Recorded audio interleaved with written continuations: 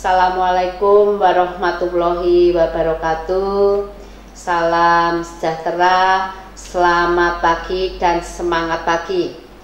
Yang saya banggakan seluruh sivitas akademika Politeknik Kesehatan Surakarta terkait dengan adanya pernyataan WHO bahwa pada saat ini kita sedang mengalami pandemi global karena adanya penyebaran virus corona 19. Oleh karena itu, dalam upaya penanggulangan COVID-19 oleh pemerintah Indonesia telah dilakukan penyelenggaraan karantina kesehatan sebagaimana diatur dalam Undang-Undang Nomor 6 Tahun 2018 tentang karantina kesehatan. Sebagai institusi pendidikan tinggi, Poltekkes Kemenkes Surakarta yang menyelenggarakan dharma pendidikan, penelitian, dan pengabdian masyarakat, kita harus patuh dan taat pada peraturan pemerintah. Salah satunya adalah adanya kebijakan dari pemerintah melalui keputusan Badan Nasional Penanggulangan Bencana Nomor 13A Tahun 2020 yang mana dilakukan perpanjangan status keadaan tertentu darurat bencana wabah penyakit akibat virus corona di Indonesia yang diperpanjang sampai tanggal 29 Mei 2020 dan adanya suatu kebijakan dari pemerintah melalui Menteri Pendidikan dan Kebudayaan bahwa mahasiswa harus melakukan pembelajaran dari rumah. Oleh karena itu, Poltekkes Kemenkes Surakarta mendukung sepenuhnya dan patuh sepenuhnya pada peraturan pemerintah yang telah ditetapkan. Oleh karena itu, meskipun adanya suatu pembatasan sosial, penyebaran COVID-19 ini mengakibatkan terjadinya keadaan tertentu sehingga perlu dilakukan upaya penanggulangan, yaitu dengan tindakan pembatasan sosial dan pembatasan secara fisik. Dalam mengatasi masalah tersebut, maka kita sebagai warga negara harus patuh terhadap keputusan yang telah disampaikan oleh pemerintah. Namun demikian, sebagai lembaga pendidikan, kita tetap melaksanakan pembelajaran. Meskipun pembelajaran salah satunya kita modifikasi dengan melakukan pembelajaran dalam jaringan atau online. Pada beberapa kebijakan pendidikan di Politeknik Kesehatan Surakarta, salah satunya adalah program OTOF CPPEK, yang mana sebenarnya mahasiswa sudah kita sosialisasikan pada saat pengenalan program studi di awal pada saat Anda menjadi mahasiswa Poltekkes Kemenkes Surakarta. Saya sampaikan sekilas terkait dengan OTOF CPPEK. OTOF CPPEK ini menjadi kebijakan salah satu syarat untuk mengikuti wisuda sebagaimana tercantum pada panduan akademik Politeknik Kesehatan Surakarta. OTOF CPPEK adalah singkatan dari One Team Student, One Family, Community Internship Program, Interprofessional Education and Collaboration. Jadi pada semester akhir, baik itu pada mahasiswa diploma 3, sarjana terapan, dan profesi mahasiswa reguler, ini diwajibkan untuk magang di masyarakat. Jadi Community Internship Program adalah magang di masyarakat dengan pendekatan interprofessional education dan kolaborasi pada semua tenaga profesional kesehatan. Nah, di Poltekkes Kemenkes Surakarta ini pada bulan Juni sampai Juli terjadwalkan adalah program out of CPPEK. Jadi sebelum mengikuti wisuda, mereka mahasiswa tingkat akhir, semester akhir ini diwajibkan untuk mengikuti program out of CPPEK, yang mana harusnya kalau tidak terjadi COVID, mereka akan diterjunkan ke masyarakat, kemudian secara bersama-sama dari 9 jurusan dan 20 prodi, mahasiswa akan dibagi per kelompok, kemudian akan diberikan tanggung jawab merencanakan bersama mengentaskan masalah kesehatan pada satu keluarga di masyarakat. Namun karena adanya pembatasan sosial, out of CPPEK ini nanti akan disesuaikan sebagai salah satu juga bentuk pengabdian masyarakat Politeknik Kesehatan Surakarta dalam bentuk pengabdian masyarakat yang nanti akan dilaksanakan paling lambat ya. Jadi saya membatasinya paling lambat pada 13 Juni karena sebenarnya ini kegiatan bisa dilakukan pada saat kita mendapatkan pandemi global yaitu COVID-19. Out of CPPEK adalah singkatan dari One Team Student, One Family, Interprofessional Education and Collaboration. Kebijakan ini tercantum pada panduan akademik Politeknik Kesehatan Surakarta dan sudah disampaikan pada saat mahasiswa masuk pertama kali pada pengenalan program studi. Jadi, out of CPPEK ini bisa dikatakan sebagai kuliah kerja nyata bersama atau terpadu di masyarakat dengan pendekatan interprofessional education and collaboration. Jadi kompetensi atau capaian pembelajaran yang harus dicapai oleh mahasiswa adalah selain mereka mengaplikasikan capaian pembelajaran atau kompetensi sesuai dengan profesinya, mereka juga harus melakukan kolaborasi dalam teamwork. Makanya tadi ada One Team Student, satu kelompok mahasiswa yang terdiri dari berbagai jurusan mengampu satu family atau satu keluarga, diterjunkan kepada masyarakat, pada suatu masyarakat, sehingga kalau kita terjun kurang lebih mungkin sekitar 1000 mahasiswa. Untuk tahun ini sebenarnya sesuai dengan kalender akademik ini akan dilakukan pada pertengahan bulan Juni sampai pertengahan bulan Juli. Namun karena adanya pandemi global ini, maka out of CPPEK nanti akan diganti dengan kegiatan pengabdian masyarakat yang disesuaikan dengan situasi dan kondisi pandemi global COVID-19.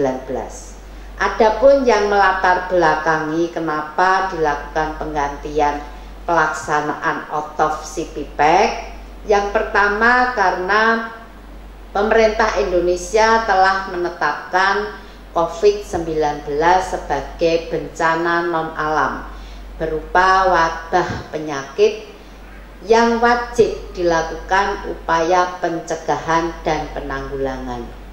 Yang kedua, kegiatan pengabdian kepada masyarakat dalam rangka pencegahan dan penanggulangan COVID-19 oleh mahasiswa semester akhir sebagai tenaga volunteer mandiri.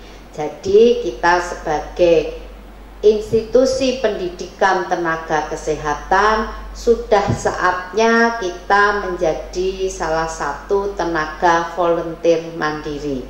Oleh karena itu, nanti melalui kegiatan ini mahasiswa diminta untuk menjadi tenaga volunteer mandiri dengan beberapa ketentuan yang akan kita sampaikan berikutnya. Kemudian salah satu latar belakangnya, kegiatan ini adalah sebagai pengganti KKN out of CPPEK, yang mana karena adanya pembatasan sosial, kita tidak mungkin menerjunkan mahasiswa dalam jumlah yang sangat besar pada suatu masyarakat.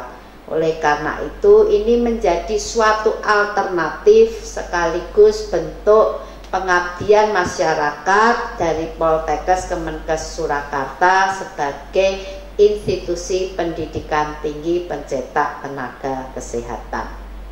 Berikutnya yang melatar belakangi adalah adanya surat edaran dari Menteri Pendidikan dan Kebudayaan nomor 1 tahun 2020 tentang kebijakan Merdeka Belajar, yang mana juga diatur dalam Permendikbud nomor 3 tahun 2020 tentang Standar Nasional Pendidikan Tinggi, yang mana di situ salah satunya disebutkan adanya Merdeka Kampus atau Kampus Merdeka dan Merdeka Belajar, yang mana mahasiswa diberikan pilihan, mereka dapat melakukan suatu proyek ataupun penelitian ataupun pengabdian masyarakat yang mana dilakukan langsung kepada masyarakat tanpa harus berada pada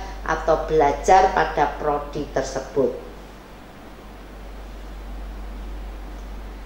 Kemudian dasar hukum yang terkait dengan penggantian kegiatan out of CPPEK tadi menjadi bentuk pengabdian masyarakat dalam rangka kontribusi kita pada pencegahan dan penanggulangan COVID-19, diantaranya adalah Kepres nomor 11 tahun 2020 tentang kedaruratan kesehatan masyarakat COVID-19. Kemudian juga adanya PP nomor 21 tentang pembatasan sosial berskala besar. Kemudian juga surat edaran nomor 8 tahun 2020 tentang relawan desa tanggap COVID-19.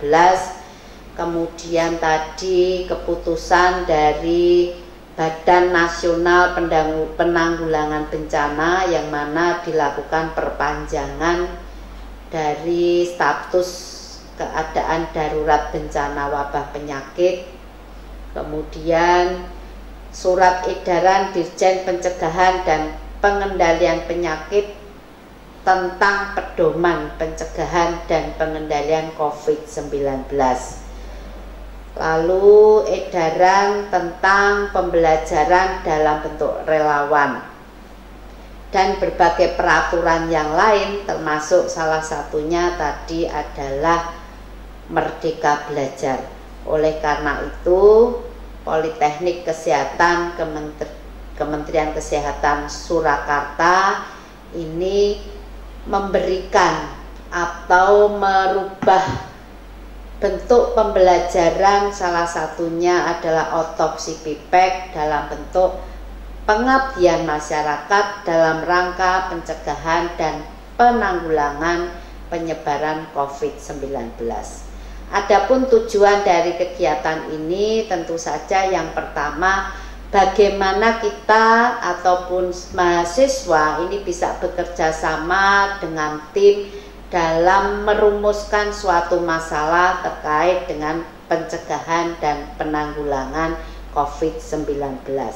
Karena tadi sudah kita sampaikan bahwa sebenarnya pengabdian masyarakat ini merupakan pengganti out of CPPEK, yang mana program magang di masyarakat dengan pendekatan interprofesional education and collaboration.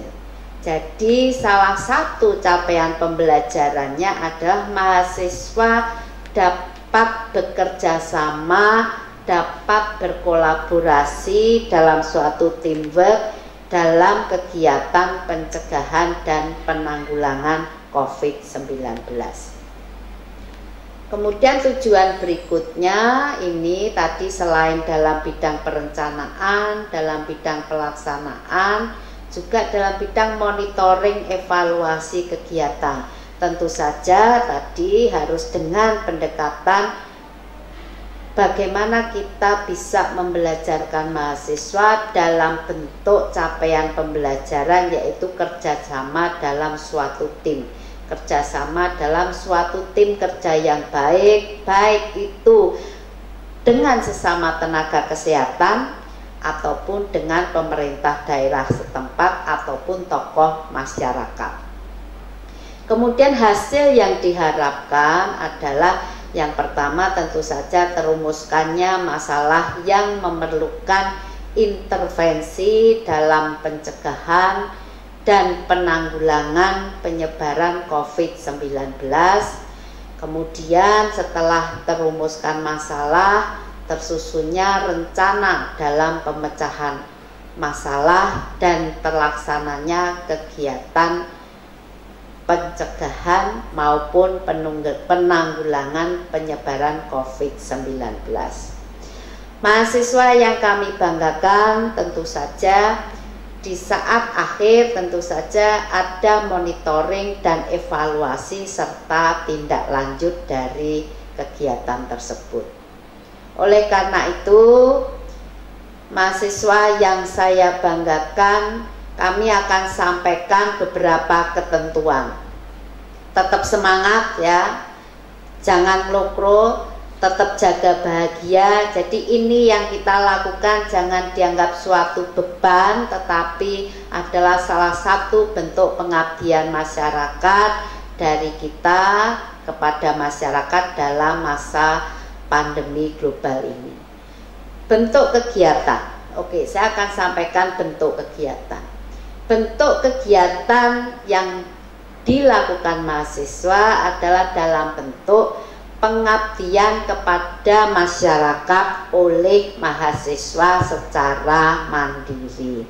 Jadi tidak harus dibuat sesuatu yang sulit, tidak harus dibuat sesuatu yang susah, tetapi Anda sebagai salah satu calon tenaga kesehatan dapat melakukan sesuatu untuk masyarakat. Meskipun dalam kondisi pandemi global dengan pembatasan sosial.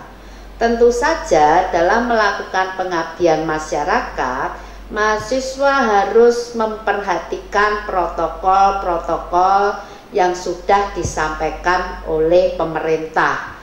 Tentu saja pada saat melakukan kegiatan nanti ada beberapa pilihan, bisa dalam bentuk online, dan seandainya harus melakukan koordinasi, melakukan kerjasama atau melakukan intervensi, tentu saja dengan perlindungan diri yang optimal. Jadi tetap harus memperhatikan SOP-SOP, protokol-protokol yang sudah disampaikan oleh pemerintah.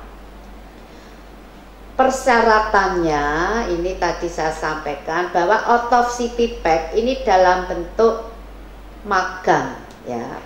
Kalau tidak ada COVID kita mestinya terjun ke masyarakat bersama-sama menyampaikan keilmuan kita, kompetensi kita dengan pendekatan interprofessional education and collaboration.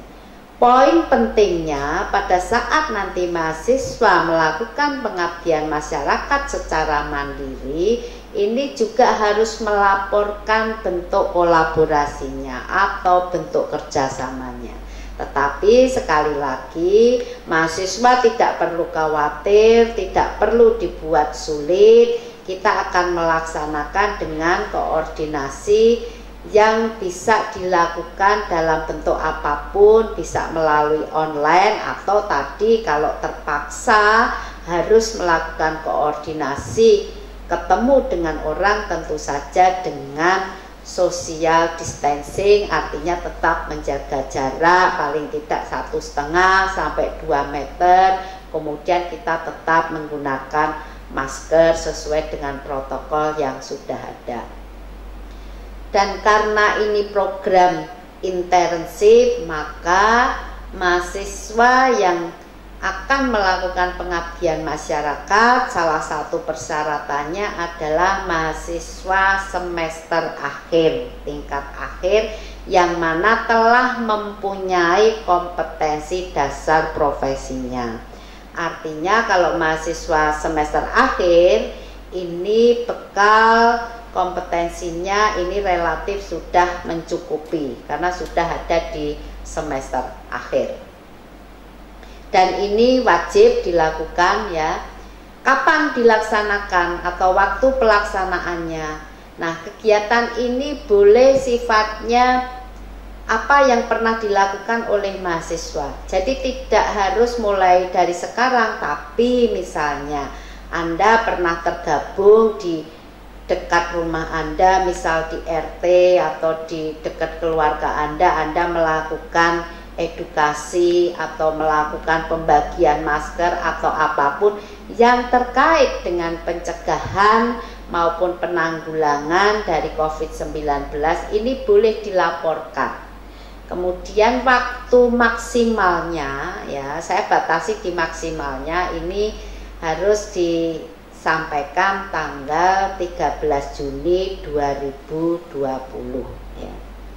Kemudian bagaimana waktu pelaksanaan atau pembagian pelaksanaannya? Waktu efektif pelaksanaan ini adalah harus melakukan kolaborasi ya, kolaborasi bersama orang lain. Sekali lagi kami sampaikan, kolaborasi kerjasama bisa lintas program, lintas sektoral, bisa dengan tenaga kesehatan, bisa dengan relawan lain, bisa dengan Pak RT, Pak RW, tokoh masyarakat, dan boleh melalui online. Substansinya adalah atau key poinnya, poin pentingnya Anda melakukan kolaborasi. Tentu saja pada saat melakukan pengabdian masyarakat tidak mungkin mahasiswa melakukan sendiri, tapi butuh koordinasi, butuh kerjasama dengan orang lain. Kerjasama, kolaborasi dalam teamwork bisa tadi dilakukan melalui online. Sekarang banyak sekali media sosial yang bisa memfasilitasi, misalnya menggunakan WA group ya. Bisa atau ketemu langsung, tetapi sekali lagi mahasiswa harus memperhatikan bagaimana kita melindungi diri dan melakukan perlindungan kepada masyarakat. Nah, oleh karena itu untuk aktivitas ini kumulatifnya pada saat melakukan kegiatan ini adalah 2 minggu atau 10 hari efektif ya. Kalau 2 minggu itu 12 hari kerja sampai 10 hari efektif, atau 10 program kegiatan. Ini yang dilakukan, yang harus dilakukan oleh mahasiswa. Nanti akan kita berikan contoh bentuk-bentuk kegiatan apa yang bisa dilakukan. Sekali lagi mahasiswa harus tetap happy ya, tidak boleh terbebani, tidak boleh panik. Ini bisa kita lakukan ya. Tadi yang pertama, Anda harus melakukan kegiatan ya. Kegiatan ini dibatasi 12 hari kerja atau 10 hari efektif, atau mahasiswa melakukan 10 kegiatan. Nah, sebelumnya tentu saja mungkin harus dilakukan perencanaan dulu. Namun demikian, karena saat ini adalah kondisi darurat, kondisi pandemi, kalau misalnya mahasiswa pernah punya kegiatan, contoh tadi menjadi relawan atau apapun, ini boleh dilaporkan. Jadi tidak harus mulai hari ini tanggal 13 ya, 13 April. Anda boleh mungkin pada saat begitu pemerintah mengumumkan 2 Maret ada pasien COVID di Indonesia, Anda sudah melakukan edukasi, ini boleh dilaporkan ya. Sekali lagi, kegiatan ini Anda harus melakukan selama 12 hari kerja atau 10 hari efektif, atau dalam bentuk 10 kegiatan yang berupa pencegahan, penanggulangan penyebaran COVID-19 ya. Bisa dilakukan berturut-turut, bisa berselang-seling, yang didahului dengan membuat perencanaan. Sekali lagi, perencanaan bisa nyusul karena tadi darurat. Bu, saya sudah melakukan misalnya kemarin pada saat di WA group, mungkin di rumahnya, di RT-nya kami sudah menyampaikan, mengedukasi masyarakat misalnya, boleh dilaporkan. Yang jelas tadi, batas kegiatan adalah 10 hari efektif atau 10 kegiatan. Kemudian setelah Anda melakukan intervensi, tentunya melaporkan sebagai bukti kegiatan. Pelaporannya nanti juga sederhana, nggak perlu sing angel-angel ya. Tadi kita kan tidak boleh mempersulit, dan tadi bagaimana kita tetap beraktivitas dalam pembatasan sosial berskala besar, tidak boleh panik, tetap bahagia, jaga kesehatan, tidur teratur, makan yang sehat, dan beraktivitas, artinya kita tetap melakukan olahraga. Oke, saya lanjutkan. Ketentuan yang lain, melakukan aktivitas kegiatan dan mendokumentasikan dalam bentuk foto atau video atau dokumen lainnya. Nanti kita akan sediakan email khusus yang bisa meliput atau menampung laporan dari mahasiswa. Kemudian bersama dengan tim, ini ketentuan lain, melakukan upaya preventif promotif ya. Sekali lagi boleh melakukan secara online ya, tetapi kalau tadi bisa terjun, boleh sekali lagi memperhatikan protokol terkait dengan pembatasan sosial, jaga jarak 2 meter misalnya, tetap pakai masker dan seterusnya.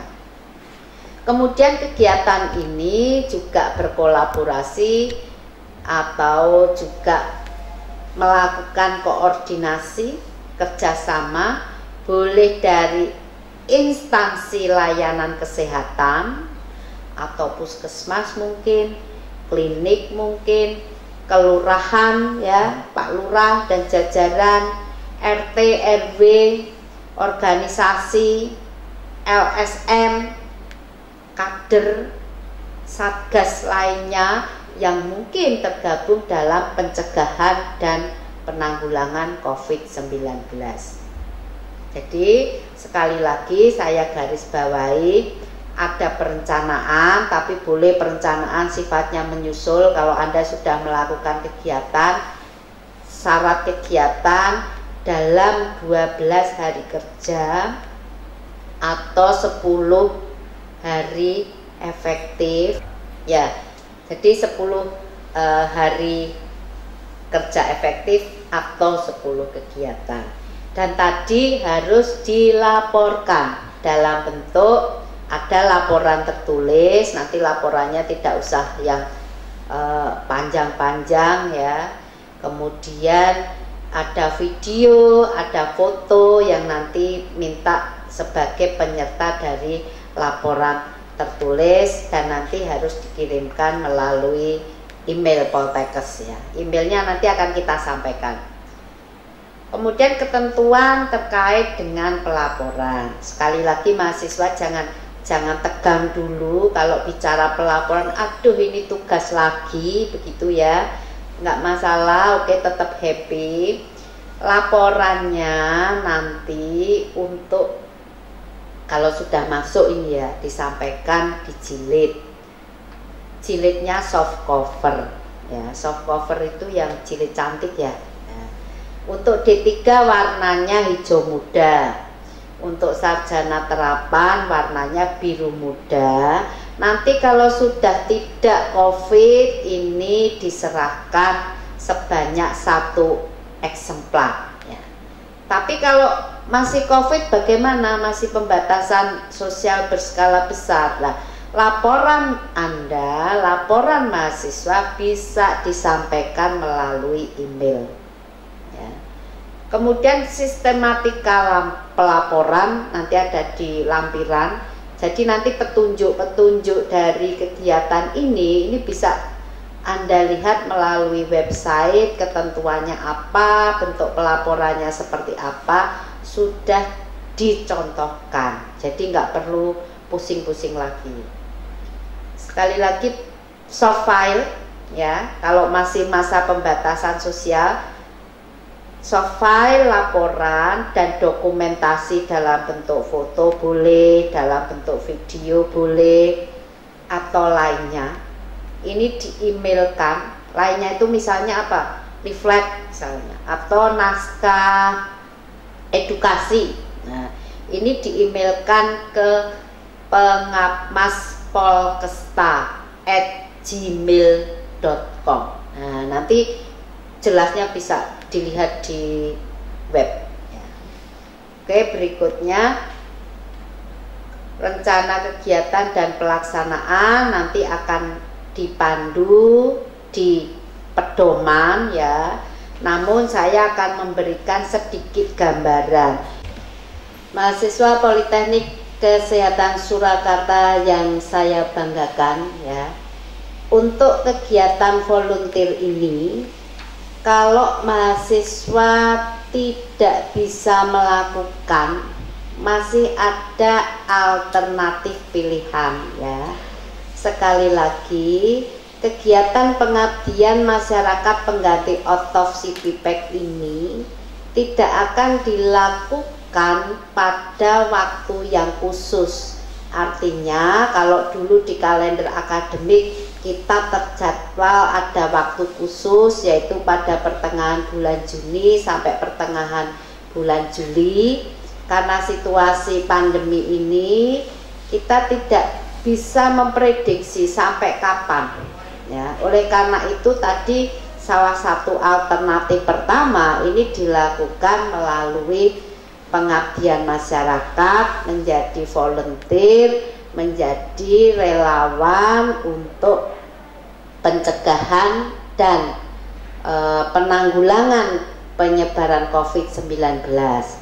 Alternatif yang lain, kalau mahasiswa tadi tidak bisa melakukan, ini mahasiswa boleh nanti melapor ya, melapor pada prodi masing-masing untuk bisa dikoordinir untuk bisa dikoordinir. Namun demikian, sekali lagi, meskipun dikoordinir, ini pelaksanaannya tidak dibutuhkan atau tidak dijadwalkan waktu khusus. Nah, kapan Bu pelaksanaannya? Ya pasti nanti akan dititipkan misalnya di bawah pengawasan puskesmas untuk bisa bergabung melaksanakan kegiatan-kegiatan yang terkait dengan otopsi pipek. Oleh karena itu mungkin daripada nunggu yang dikoordinir terlalu lama, Anda boleh memilih pertama tadi menjadi volunteer ya. Sekali lagi, volunteer boleh dilakukan di mana saja. Anda merdeka belajar, diberi kesempatan, boleh memilih di lingkungan sekitarnya, boleh mungkin di mana yang terdekat dengan Anda yang memungkinkan untuk dilakukan, boleh melakukan secara online, boleh melakukan terjun langsung. Tetapi sekali lagi, kalau terjun langsung, mahasiswa harus memperhatikan untuk APD ya, alat pelindungan diri, pakai masker, jaga jarak 2 meter dan seterusnya. Sekali lagi, capaian pembelajaran atau kompetensi yang diharapkan adalah adanya kerjasama, adanya kolaborasi, koordinasi, baik itu sesama nakes, boleh juga dengan lintas program, lintas sektoral, dengan pemerintah setempat, dengan puskesmas, Pak RT, Pak RW, tokoh masyarakat terkait dengan pencegahan dan penanggulangan penyebaran COVID-19. Jadi sekali lagi mahasiswa tidak perlu dibuat susah ya, jangan panik loh ya, kemudian cemas tidak perlu, tapi tadi kita laksanakan, nanti panduan komplit akan di webcam, bisa dilihat dan bisa nanti beberapa prodi kalau masih ada pertanyaan ya bisa ke kaprodinya, boleh ke kapusnya tahu ya, Kepala Pusat Penelitian dan Pengabdian Masyarakat Bu Yuyun di Direktorat, boleh ke wadirnya, wadir 1 Bu Emi ya, kemudian boleh ke Pak Direktur, bahkan Pak Direktur ini bersedia menyediakan waktunya 24 jam ya, melayani mahasiswa. Kalau ada pertanyaan, kalau ada apapun kita siap ya. Jadi jangan seolah-olah waduh saya ada tugas lagi, jangan dibuat beban dulu, buat isi going, kita melakukan dengan senang hati ya, supaya ini nanti juga menjadi salah satu amal ibadah kita dan kita tidak stres, tidak boleh stres panik pada situasi pandemi ya, jaga kesehatan. Nah, untuk memberikan gambaran kegiatan-kegiatan apa saja yang dilakukan oleh mahasiswa ya, nanti akan saya contohkan ini, meskipun nanti juga di upload ya, contoh rencana kegiatan pengabdian masyarakat misalnya. Nanti Anda harus mengisi kolom ya, kolom-kolom bentuk kegiatan, nomor, hari, tanggal, kapan dilakukan, kegiatannya apa, tujuannya apa, sasarannya siapa, metodenya menggunakan apa, tempatnya di mana. Contoh ini misalnya, tadi kan harus 10 hari kegiatan efektif ya, atau 10 kegiatan. Contoh misalnya hari Senin, hari ini tanggal berapa ini? Tanggal 13, atau mungkin boleh Anda punya kegiatan tanggal Senin yang lalu Bu, 6 April, boleh nggak? Boleh ditulis, misal nih Senin 6 April 2020 pukul 9 sampai 9.30, contoh. Koordinasi dengan Satgas Penanggulangan COVID-19 di RT 03 RW 05 Kelurahan Sangat Maju misalnya. Nah ini contoh ya, contoh kegiatan. Bentuk kolaborasi ini merupakan salah satu kegiatan. Contoh kegiatan lain apa? Misalnya kerjasama atau kolaborasi penyusunan rencana kegiatan pencegahan dan penanggulangan penyebaran COVID-19. Sasarannya siapa? Misalnya tim Satgas, atau misalnya pengurus PKK, atau siapa saja silahkan ya. Contoh kegiatan yang lain, membagi masker, atau mungkin memberikan edukasi kepada masyarakat cara memakai masker yang benar. Apalagi contohnya penkes, cara cuci tangan. Nah, cuci tangan yang benar bagaimana?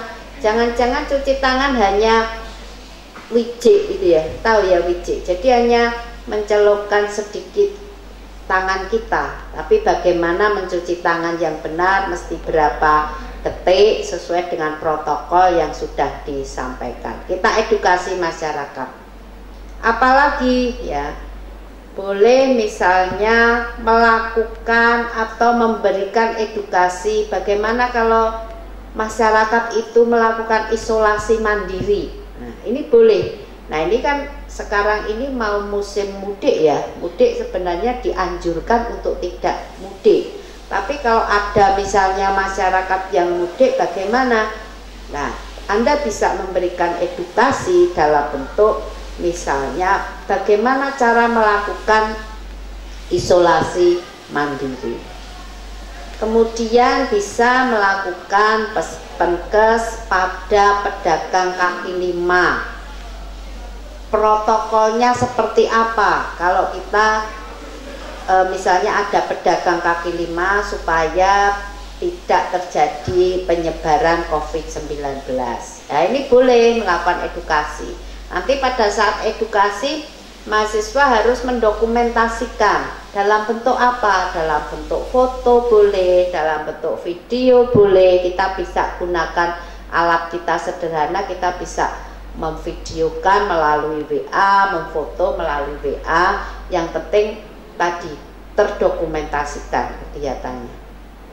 Kemudian bisa melakukan edukasi tadi, bisa pedagang ya. Kemudian bisa protokol ketika berada di restoran, rumah makan. Kemudian protokol ketika bagaimana kita pencegahan itu di tempat ibadah ya. Bisa di musola, bisa di gereja atau manapun. Kita bisa mengedukasi pada masyarakat terkait tadi bagaimana pencegahan penyebaran itu di tempat-tempat ibadah, pedagang kaki lima, kemudian juga di restoran mungkin. Kemudian kita juga bisa menyampaikan informasi terkait dengan mengidentifikasi kelompok yang rentan ya, rentan terkait dengan COVID. Segala usia bisa saja terkena dengan COVID ini, tetapi seperti yang kita dapatkan informasi ya, bahwa bisa saja akan diperburuk kondisi itu pada kondisi-kondisi tertentu pada orang-orang yang rentan ya, misalnya pada lanjut usia ya. Kemudian kita boleh juga membagikan masker kepada masyarakat sambil mengedukasi cara memakainya. Kemudian boleh membagikan atau mendidik masyarakat bagaimana memodifikasi tempat cuci tangan dari air yang mengalir ya. Cuci tangan harus dengan menggunakan air yang mengalir. Ini boleh mengedukasi demikian cara membuat tempat cuci tangan. Boleh juga membagikan ya, mendonasikan, beli beberapa itu ya, disampaikan, difoto. Nah, ini bentuk salah satu pengabdian masyarakat untuk pencegahan penyebaran COVID-19. Boleh juga mungkin yang mahasiswa jamu ini boleh mengajarkan, mengedukasi masyarakat membuat jamu penambah daya tahan tubuh, misalnya apa itu temulawak campur madu campur apa, ini yang lebih paham anak-anak dari mahasiswa dari jurusan jamu. Ini boleh dilakukan. Boleh juga misalnya ikut satgas melakukan penyemprotan desinfektan di tempat-tempat tertentu. Boleh juga misalnya membagikan produk jamu atau apa kepada masyarakat untuk pencegahan daya tahan tubuh. Boleh juga mengedukasi masyarakat terkait dengan hidup sehat, tidak stres, bagaimana pada situasi COVID, tidur teratur, makan bergizi, dan tidak panik, bahagia. Ini ada juga boleh membagikan edukasinya kepada masyarakat. Sekali lagi banyak yang bisa kita lakukan ya. Boleh melalui online, boleh terjun langsung, tetapi tadi harus jaga diri, jaga kesehatan, jaga masyarakat, jaga bangsa Indonesia. Saya kira itu ya mahasiswa. Kalau ada yang masih belum jelas, nanti silahkan tanya, boleh kaprodinya, boleh wadirnya, boleh kepala pusatnya, bahkan Pak Direktur menyediakan waktu 24 jam. dan nanti akan diupload di website pedoman-pedomannya bagaimana melakukan kegiatan ya. Dan tadi pelaporan silahkan dikirim paling lambat tanggal 13 Juni, dan ini boleh saja kegiatan mundur ya sebelum kita sampaikan kegiatan ini dalam bentuk rambu-rambu pedoman. Anda boleh melaporkan apa yang sudah dilakukan. Misalnya saya ikut Satgas di Wisma Graha, ikut ngetes suhu para pemudik yang datang, itu sudah dalam bentuk kegiatan. Jadi mahasiswa yang saya banggakan, jangan dibuat berat, tapi kita lakukan. Mari kita bersama-sama bergandeng tangan mencegah penyebaran COVID-19. Kita bisa, sekali lagi, tetap semangat dan tetap sehat. Salam sehat untuk Indonesia. Sekian, terima kasih. Wassalamualaikum warahmatullahi wabarakatuh. Selamat siang, salam sejahtera.